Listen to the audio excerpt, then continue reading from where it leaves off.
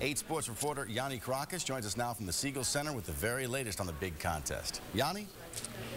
Juan, welcome to Hoopstown, USA. Remember, that's the moniker given to the city of Richmond after the historic runs in the NCAA tournament last year by both Richmond and VCU. Tonight's Black and Blue Classic has broader appeal than just the River City. 24 hours after UVA's 43-24 loss to Auburn in the Chick-fil-A Bowl, the defeat still stings with the players and coaches. But by no means does the loss define UVA's season. Yeah, we're here live with Chesterfield's Denny Hamlin. Denny, thanks for joining us. Currently 12th in points. How do you approach this race, clinging to that last wildcard spot? From one of the last 4 teams into the tournament to one of the last 4 remaining, the VCU Rams are headed to the Final Four for the first time in school history. There, Yianni.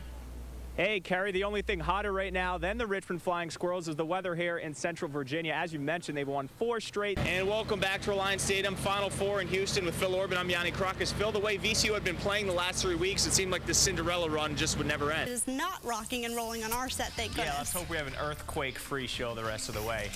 3 weeks ago, Redskins head coach Mike Shanahan pulled Rex Grossman from the starting quarterback position and inserted John Beck. Since the move, the Skins are 0-3. To say it's all Beck's fault would be unfair, but with 2 quarterbacks showing similar results, Redskins fans have to be frustrated. Game of the week, Yianni, decided by fan voting. That's right, the people have spoken. In a landslide, they picked a Class A showdown between Amelia and Goochland. Well, the bowl game dominoes could not have fallen any better for both Virginia Tech and UVA. In somewhat of a controversial move, the BCS's All-State Sugar Bowl selected the Hokies as an at-large team, which means Tech's presumed spot in the Chick-fil-A Bowl opened up for Virginia. NASCAR's regular season wrapped up in dramatic fashion tonight at RIR with 14 drivers battling it out for the final 3 chase positions. 8 Sports Director Phil Orban is at the track with a recap. Phil. Get a rematch in this year's national championship game. You may remember they played earlier this year with LSU winning in overtime. So we asked you on Facebook what you thought of the matchup. Here is what some of you had to say. When NASCAR created this new format with the 2 wildcard spots into the chase, RIR was the beneficiary. A whole season's worth of racing comes down to RIR this Saturday night. Well, the talk around Congressional today is just how wide open this U.S. Open field is, with Tiger Woods not playing and no golfer solidifying themselves as the game's best. Really, this is anyone's tournament. Well, it wasn't pretty, but you don't need style points when it comes to championships, and for the 3rd time in as many tries, Jim Calhoun has led the Yukon Huskies to a national championship. With Virginia Tech taking care of business Thursday night, all eyes will be on the UVA-Florida State matchup this weekend. Racing trying to regain any sense of normalcy after a harrowing experience. We grabbed the kids, we huddled up. It sounded like a freight train came through the house, maybe 10 seconds. And at that point, it got still again and then started raining. And we stayed down there, 3 more hours. Huddled in their basement, McClure, his wife, and 3 young children survived the tornadoes. Some neighbors in nearby Glade Spring weren't as fortunate, where 4 deaths have already been confirmed. The community of Glade Spring was the closest one to us that really had total loss. And we're thinking about those guys, trying to figure out how we can help them when we get back. After talking it over with his family, the driver of the number 14 car decided it would be best to race tonight, and McClure says he's received an outpouring of support from the NASCAR community. A relatively anonymous guy. All the well wishes, we got the text message, the emails, the Facebooks, the tweets, everything, just people that may or may not have known I was alive. And as you can imagine, the experience has really put racing in perspective. I can promise you after this week, I'm not worried about what's happening here at the racetrack. We're just going to have a little bit of fun. And he'll try to have some fun tonight at the nationwide race. Afterwards, he'll drive back 5.5 hours to Abington. He'll assess the damage done to his home and rally around his community that was devastated by the tornadoes.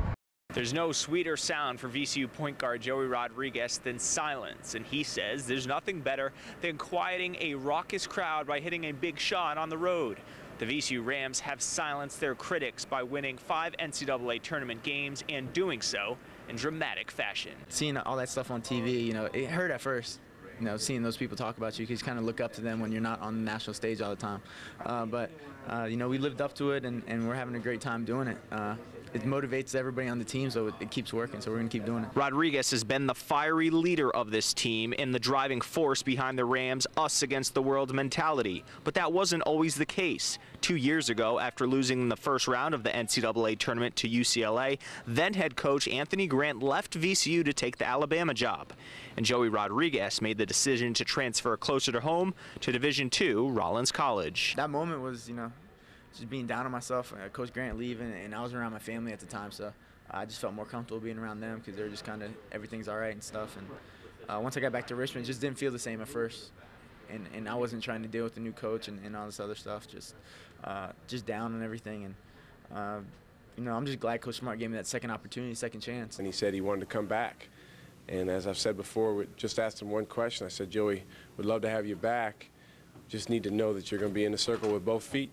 He said he would, and that was really the last that we've talked about it. Right after the game, the first thing I really thought about was, geez, this can't be happening right now. I could be at Rollins College playing in front of maybe 200+ people and being around my family, but, you know, none of this would be happening. But it did happen, and now Rodriguez has led the Rams to an improbable run to the Final Four, where he'll again play with a chip on his shoulder, looking to silence any fans foolish enough to root against him.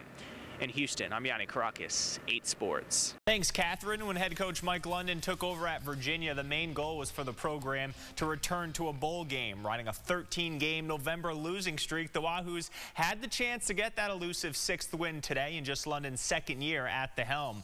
Cavs and Terps from College Park. First play from scrimmage for the Hoos. Perry Jones will wait for a hole, and he'll burst through it 47 yards later, and in its immediate 7-0 UVA lead. Second quarter, Maryland's C.J. Brown will find Devontae Campbell for a 13-yard score. Terps take the 10-7 lead, but from there, it was all UVA. Michael Rocco to Kevin Parks. He goes untouched. Wahoo's up 14-13 at the break.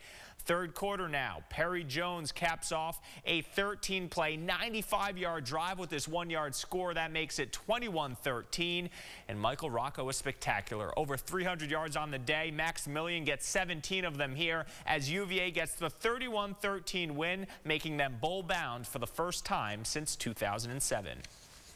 In this position in a long time, I say that, and you know, you can tell that the young guys are excited about it. Definitely the older guys are excited about it, and you know, the sky's the limit right now. We control our own destiny, and we remind ourselves of that every day. Getting wins, especially back-to-back wins, is going to put confidence in our heads, and really the sky's the limit for us. We determine our own destiny here. Yes, Michael Rocco isn't lying. If the Hoos win their remaining 3 games, including that finale versus Virginia Tech, they'd go to the ACC championship game. Wouldn't that be something? Well, the Richmond Spiders and Old Dominion Monarchs are 2 teams moving in opposite directions this season in the CAA. The Spiders winless in the conference, playing the role of spoiler today against upstart ODU. First quarter, Aaron Corp playing despite a hip injury. He finds Kevin Finney on the 11-yard touchdown. UR trails 11-8. To the second now, UR down 18-8. It's Corp again. This is Ben Edwards in the end zone. That cuts the lead to just 3. But ODU freshman QB Taylor Heineke was superb this afternoon. Check out the touch on this pass to Prentice Gill. Monarchs led 25-15 at the break. And in the fourth, more from Heineke, who will roll out and find Antonio Vaughn, his 3rd touchdown of the game. Monarchs boost their playoff resume with a 42-28 win over Richmond. That's UR's 6th straight loss. I feel very confident at this point, based on the reputation of the CAA, that there's going to be something for this football team beyond November 12th. William & Mary needing a win today at URI to keep their playoff hopes alive. All-American Jonathan Grimes would do everything in his power to make that happen. Over 200 yards rushing and 2 touchdowns, but the Tribe gave up 17 fourth-quarter points. A tough loss, 24-21 to the Rhody Rams. Elsewhere in the CAA, James Madison also a loser today at New Hampshire, 28-10, the final in that one. Let's go over to Lombardi Street. Senior day for Virginia Union hosting Fayetteville State. First play from scrimmage for the Panthers. Cheston Hickman will air this one out. but it is overthrown and picked off by Joshua Scales. The Broncos could not take advantage, though. Still in the first. How about some special teams play? Derek Parker in for the block punt. Brian Gurley on the recovery, but Union could not convert in the red zone. No matter, the Panthers defense made enough plays today to wrap up the season with a 17-14 win at Hovey Field. To Lexington we go. VMI thinking upset over Liberty. Second quarter, Eric Cordenbrock to Tracy Hairston. VMI with the second quarter lead, but this game was back and forth. 6 lead changes in all, but Liberty would hold on for the 37-31 victory. Elsewhere in the state, some big ODAC games. Randolph-Macon over Bridgewater 51-36, and Hamden-Sydney claims the ODAC title with a 42-35 win over Washington and Lee. The Tigers travel to Ashland next Saturday for the latest installment of the game. Hey, it just ended. It was called the game of the century. Number 1 LSU, number 2 Alabama, but it was a field goal contest. LSU got the one that mattered most, the one in overtime. Tigers win 9-6. The finals still to come. It's not all college football today. Highlights from 2 big high school games, including St. Christopher's and Collegiate under the lights. Don't go anywhere.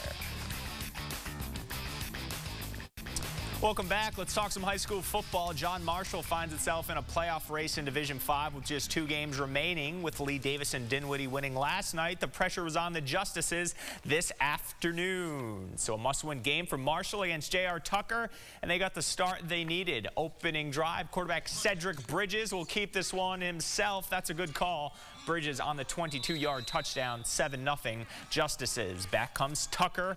Kyrie Warren on the pitch. He's got a big hole, 7-yard score. That cuts the lead to 7-6. But on the ensuing kickoff, Lamar Pope is going to make Tucker pay. Look at Pope turn on the Jets. He'll outrun everyone.